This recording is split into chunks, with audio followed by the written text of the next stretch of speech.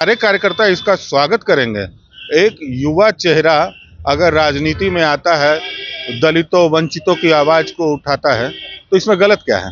नमस्कार, मैं हूं देवांशु। आप देख रहे हैं न्यूज़ फाउंडेशन। बड़े बेआबरू होकर तेरे कूचे से हम निकले।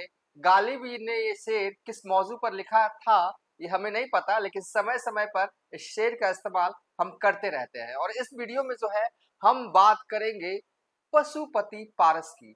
पशुपति पारस के चेहरे पर इन दिनों मायूसी है, बेबसी है। वो कुछ कहना चाहते हैं लेकिन सही वक्त का इंतजार कर रहे हैं, और शायद पशुपति पारस के लिए सही वक्त जो है अब जल्द ही आने वाला है।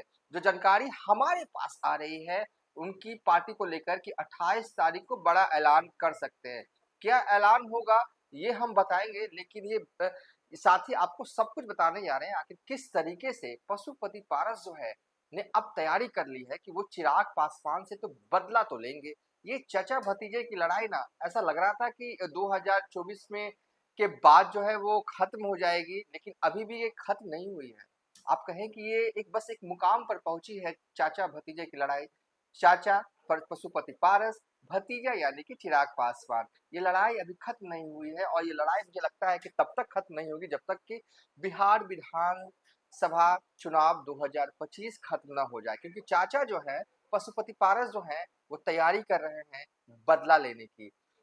देखिए, चेहरा भले ही मायूस हो, लेकिन अब जो है वो बड़ा ऐलान जो है वो जल्द करने वाले हैं। दरअसल 28 तारीख को लोजपा पार्टी का स्थापना दिवस है। एक स्थापना दिवस समारोह जो है वो पटना में चिराग पासवान मनाने वाले हैं अपने नए पार्टी ऑफिस में। यानी कि जो अभी 15 तारीख को जो उन्हें जो मिला है, 15 नवंबर को जो अलॉट किया गया है पार्टी दफ्तर, उसी पार्टी दफ्तर में चिराग पासवान जो है वो लोजपा का स्थापना दिवस समारोह जो है वो मनाने जा रहे हैं। तो दूसरी तरफ चिराग पासवान के चाचा पशुपति पारस भी जो है वो स्थापना दिवस समारोह जो है वो मनाएंगे लोजपा का, लेकिन कहाँ? खगड़िया में मनाने जा रहे हैं। और खगड़िया के अलौली विधानसभा क्षेत्र में मनाने जा रहे हैं, और कहा जा रहा है कि आदम कद की प्रतिमा जो है रामविलास की और उनके भाई रामचंद्र पासवान जो कि समस्तीपुर से पूर्व सांसद थे, उनकी प्रतिमा का जो है अनावरण भी जो है वो पशुपति पारस के हाथों द्वारा जो है वो किया जाएगा। इस दिन बड़ा ऐलान कर सकते हैं। देखिए, अब तक की जो तस्वीर जो ऊपरी ऊपरी दिख रहा है वो ये तस्वीर ये दिख रही है। आप किसी भी पार्टी के कार्यकर्ता नेता प्रवक्ताओं को पूछिएगा तो वो ये कहेंगे कि 28 तारीख को बड़ा फैसला लेंगे। तो फैसला लेंगे तो क्या ले सकते हैं? एनडीए छोड़ने का फैसला ले सकते हैं। तो वो अभी कहेंगे हम तो तैयार हैं, हमारी तैयारी है 243 सीटों। देखिए, तैयारी सब लोग करते हैं। कोई भी राजनीतिक दल यही नहीं कहता कि वो बिहार में 10 सीटों पर तैयारी कर रहा है। सब लोग यही कहते हैं कि वो 243 सीटों पर तैयारी कर रहा है, और यही बात जो है उनके नेता गण जो है वो कर रहे हैं कि वो 243 सीट पर तैयारी कर रहे हैं। ऐसा लग रहा है कि मायूस हैं, कुछ मिला नहीं। जिस तरीके से लोकसभा चुनाव 2024 में बीजेपी ने एक भी सीट जो है उन्हें दी नहीं। उसके बाद वो इंतजार करते रहे कि कुछ मिलेगा, कुछ मिलेगा, कुछ मिला नहीं। और यहाँ तक कि उन्होंने तरारी सीट मांगी थी, लेकिन बीजेपी वालों ने उनके ही पार्टी के नेता को अपने खेमे में तोड़ लिया और तरारी सीट पर जो है उन्हें उम्मीदवार बना दिया। मतलब कि बार बार जो है वो बेआबरू से किए जा रहे हैं पशुपति पारस, लेकिन खामोशी ओढ़े हुए हैं। थोड़ा सा चेहरा मायूस दिखता है समय समय पर अलग अलग टाइम फ्रेम में, लेकिन खामोश है। बीजेपी के खिलाफ उस रूप में जो है वो बोल नहीं रहे, लेकिन फिर भी उनकी पूछ जो है न महागठबंधन के साइड भी नहीं हो रही है। ऐसा नहीं है कि तेजस्वी यादव पूरा बाह खोल के खड़े हैं कि आ जाइए पशुपति पारस जी, ऐसा भी नहीं है। तो अब प्लान बी जो है वो पशुपति पारस की तरफ से बनाया गया है। प्लान बी क्या है?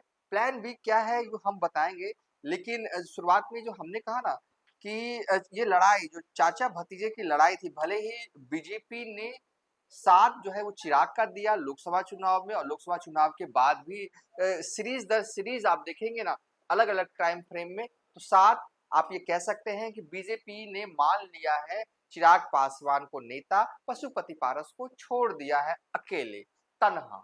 ये तो दिख रहा है, इससे किसी को इनकार नहीं किया जा सकता। लेकिन कब तक तनहा रहेंगे? देखिए, आपको याद होगा जब जून 2021 में चिराग पासवान की पार्टी लोजपा टूटी थी दो खेमों में। एक हिस्सा जो है वो पशुपति पारस के खेमे में चला गया था, और उनके खेमे में तब 5 सांसद थे, और चिराग पासवान के खेमे में बस वही इकलौते सांसद रह गए थे। 3 साल मेहनत करते हैं, ऑन ग्राउंड रहते हैं चिराग पासवान, और उसके बाद जब 2024 का लोकसभा चुनाव आता है, इसमें इतिहास वाली बातें थोड़ा बता देते हैं। उसके बाद जो है वो चिराग पासवान को 5 सीटें मिलती हैं, 5 की 5 सीटें जो हैं वो जीत जाते हैं। उसके बाद झारखंड में विधानसभा के चुनाव होते हैं और एनडीए का हिस्सा जो है वो चिराग पासवान बन जाते हैं और महाराष्ट्र तक बीजेपी के लिए प्रचार जो है वो करते हैं। इतनी पूछे जो है वो चिराग पासवान की हो गई है। तो दूसरी तरफ जो है वो बीजेपी वाले बिल्कुल ताक भी नहीं रहे हैं पशुपति पारस की तरफ। ऐसे में पशुपति पारस के पास विकल्प क्या है? देखिए, एक विकल्प ये है कि वो एनडीए छोड़ दे और जहां-जहां चिराग पासवान जो है वो की पार्टी आगामी बिहार विधानसभा चुनाव 2025 में जो है वो चुनाव लड़े, वहां-वहां अपने उम्मीदवार जो है, लेकिन वोट अगर कटता है तो ये कर सकते हैं। देखिए, हूबहू यही चीज जो है वो चिराग पासवान ने साल 2020 में किया था। उनकी सियासी दुश्मनी नीतीश कुमार से थी। जहां जहां नीतीश कुमार के कैंडिडेट उतरे थे वहां वहां चिराग पासवान ने जो है उम्मीदवार खड़े किए थे और इसका बड़ा घाटा जो है ना वो जेडीयू वालों को उठाना पड़ा था। जब चुनाव हो रहे थे तो लगा नहीं था कि जेडीयू को इतना नुकसान हो जाएगा, लेकिन जब नतीजे आए तो सीधे तौर पर दिखा कि कई ऐसी विधानसभा सीटें हैं, खासकर साउथ बिहार वाली कई ऐसी सीटें हैं जहां पर सीधा नुकसान जो है वो चिराग पासवान की वजह से जेडीयू को हुआ। और तो चिराग पासवान भी यही रणनीति जो है वो चिराग पासवान के चाचा जो है यही रणनीति जो है वो चिराग के खिलाफ इस्तेमाल कर सकते हैं। जिन जिन विधानसभा सीटों पर जो है वो चिराग पासवान लड़े, उन उन विधानसभा सीटों पर अपनी पार्टी के उम्मीदवार खड़े करें। इतना तो तय है, सरेंडर करने वाले नहीं है। सरेंडर करना होता तो कब का कर दिए होते, लेकिन सरेंडर नहीं करना है, लड़ना है। उम्र हो गई है। अब कहा जा रहा है कि 28 तारीख को जो है वो पार्टी की स्थापना दिवस समारोह जो है अलौली में मनाएंगे, खगड़िया में मनाएंगे। उस दिन जो है उनके बेटे जिनका नाम मुस्कान है, 24 साल उम्र है, अभी इलेक्टोरल पॉलिटिक्स का हिस्सा नहीं हो सकते, लेकिन कहा जा रहा है, जो हम उन्हीं के करीबी लोग बता रहे थे कि जब 2025 के चुनाव आएंगे तब तक वो 25 साल के हो जाएंगे।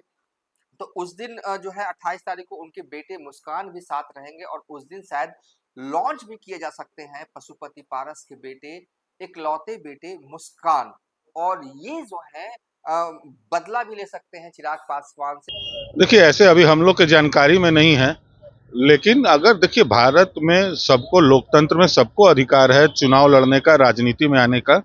वो तो उनकी पृष्ठभूमि ही राजनीतिक रही, अगर वो आते हैं तो इसमें गलत क्या है? मैं इसको एक, बल्कि हम सारे कार्यकर्ता इसका स्वागत करेंगे।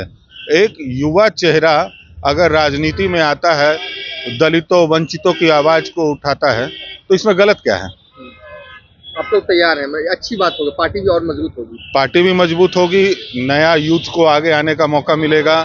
इससे बड़ी बात हमारे लिए क्या होगी? देखिए, अभी तक तो प्रिंस राज को देखे तो वो इस मूड में नहीं है कि वो चुनाव लड़ेंगे बीजेपी के खिलाफ। लेकिन अभी भी देखिए, अभी बहुत कुछ मेकिंग प्रोसेस में चीजें हैं, खासकर पशुपति पारस के साइड। हो सकता है कि बीजेपी वाले तमाम चीजों को देख रहे हों, उससे पहले ही मान मनुहार कर जाए, क्योंकि ऐसा नहीं है। आप किसी कमजोर आदमी को दूध में मक्खी की तरह निकाल सकते हैं, मक्खी को दूध में से निकाल सकते हैं, लेकिन सियासत में किसी को मक्खी की तरह आप निकाला नहीं जा सकता। सेंटिमेंट उससे जुड़ा होता है। जो हाल पशुपति पारस का इस वक्त दिख रहा है, तो कहीं ना कहीं जो लोग हैं, जो उनके सपोर्टर हैं, वो कहीं ना कहीं उनको बड़ी मायूसी हाथ लगी। तो कहीं ना सेंटिमेंट जुड़ भी सकता है पशुपति पारस के पास, इसका खतरा रहता है। सियासत इतनी आसान चीज नहीं है कि आप हर कमजोर शख्स को बाहर फेंक दें। तो बीजेपी वाले ये सब चीजें जानते हैं। हो सकता है कि मान मनुहार कर दिया जाए। अगर नहीं किया जाता है, अगर किया जाएगा तो पशुपति पारस देखिए आज भी अंदर से तो यही चाहते हैं कि वो एनडीए का हिस्सा रहे, लेकिन रह के करेंगे क्या जब कुछ मिलेगा ही नहीं। पार्टी चलाएंगे और कहेंगे कि हम बीजेपी के साथ हैं, तो इसका कोई मतलब होता नहीं है सियासत में। फिर तो उनके पास दूसरा विकल्प ये, अगर मान मनुहार कर लेगी तो वो मान जाएंगे। दूसरा ये तो तय है कि पशुपति पारस अब जो है अपने बेटे को लॉन्च करेंगे, ऐसा लग रहा है, जो सिनेरियो बनता हुआ दिख रहा है। मुस्कान जो है वो जल्द जो है वो पॉलिटिक्स में आने वाले हैं और इस ये वक्त सबसे मुफीद है कि 28 तारीख पार्टी की स्थापना दिवस समारोह है। उस दिन कहा जा रहा है कि वो उस कार्यक्रम में मौजूद रहेंगे और धीरे-धीरे जो है और तैयारी जो है अंदरूनी तौर पर जो है वो पशुपति पारस जो है अलौली विधानसभा सीट से मुस्कान के चुनाव उतारने की भी तैयारी कर रहे हैं। हालांकि अभी 24 साल उम्र है, लेकिन जब तक चुनाव होंगे ना 25 साल होंगे। अलौली क्यों? अलौली इसलिए कि ये सीट जो है वो पारंपरिक तौर पर रामविलास पासवान की सीट है और उनके परिवार की सीट है। सर्वप्रथम जो है इस सीट पर अम, अम, 1969 में रामविलास पासवान जो है संयुक्त सोशलिस्ट पार्टी के टिकट पर यहाँ से चुनाव जीतते हैं। उसके बाद 1977 में पशुपति पारस जो है यहाँ से जनता पार्टी के टिकट पर चुनाव जीतते हैं। 1985, 90, 95, 2000, 2005, 2010, 2005 तक जो है लोक जनशक्ति पार्टी के टिकट पर यहीं से जो है पशुपति पारस जो है वो विधायक जो है वो रहते हैं अलौली सीट से। अब मौजूदा वक्त में राम वृक्ष सदा आरजेडी के यहाँ से विधायक हैं और ये विधायक इसलिए बने थे क्योंकि जेडीयू का वोट तब यानी कि 2020 में जो है वो लोजपा के उम्मीदवार ने काट दिया था। रामचंद्र सदा लोजपा के तब उम्मीदवार थे। उन्हें 26,386 वोट आए थे हैं और जीत का अंतर जो है महज 2773 वोट का रहा था। तो ये सीट पर पशुपति पारस को लगता होगा कि वो सीट स्ट्रांग है, मेहनत अभी से अगर ध्यान दिया जाए तो ये सीट निकाला जा सकता है। लेकिन चाचा भतीजे की लड़ाई में नुकसान तो होगा, थोड़ा हो, इतना हो कितना हो ये अभी नहीं कह सकते, लेकिन थोड़ा ही हो। लेकिन किसका नुकसान होगा? एनडीए का नुकसान होगा। किसका फायदा होगा? तेजस्वी का फायदा होगा। चिराग पासवान 2020 में चुनाव लड़ते हैं विधानसभा का, तो किसको फायदा हुआ? तेजस्वी को फायदा हुआ, उनके विधायक बने। कई सीटों पर सीधे नजर आ रहा है कि चिराग पासवान के लड़ने की वजह से आरजेडी के उम्मीदवार जीते। इस बार कोई ये नहीं कह सकता कि कितनी सीटों पर नुकसान पहुंचेगा एनडीए को, चिराग को, ये सब कुछ भी नहीं कह सकता क्योंकि अभी तो सीटें ही तय नहीं, कितनी मिलेंगी चिराग पासवान को, नहीं मिलेंगी, कुछ भी तय नहीं है। अभी तो मेकिंग इन प्रोसेस चीजें चल रही हैं, चीजों का अभी बनना बाकी है, अभी तो नींव भी रखना बाकी है। तो ऐसे में नुकसान तो होगा, कितना होगा कोई नहीं कह सकता। जो भी होगा नुकसान वो एनडीए खेमे का होना है, तेजस्वी को फायदा होना है। और ऐसे में बीजेपी वाले नहीं चाहेंगे कि तेजस्वी यादव को थोड़ा भी फायदा हो। क्यों चाहेगा सियासी रूप से जो दुश्मन है कि सामने वाले का फायदा हो। तो अंतर्गतवा अभी करंट सिनेरियो ये है पशुपति पारस के साइड कि 28 तारीख को पार्टी के स्थापना दिवस जो है वो समारोह मनाया जाएगा और कहा जा रहा है उसके बाद राष्ट्रीय कार्यकारिणी की बैठक जो है वो पशुपति पारस की तरफ से बुलाई जाएगी। देखिए एनडीए छोड़ने का फैसला तभी लिया जा सकता है जब राष्ट्रीय कार्यकारिणी, टेक्निकल है ये, राष्ट्रीय कार्यकारिणी की सभी सदस्यों की जो है वो मंजूरी मिल जाए। और कहा जा रहा है कि उस दिन राष्ट्रीय कार्यकारिणी के सभी सदस्य जो हैं वो अलौली में इकट्ठा होंगे, खगड़िया में इकट्ठा होंगे और उसके बाद जो है रात रात तक राष्ट्रीय कार्यकारिणी की बैठक जो है वो की जा सकती है अगर उन्हें एनडीए छोड़ना हो तो।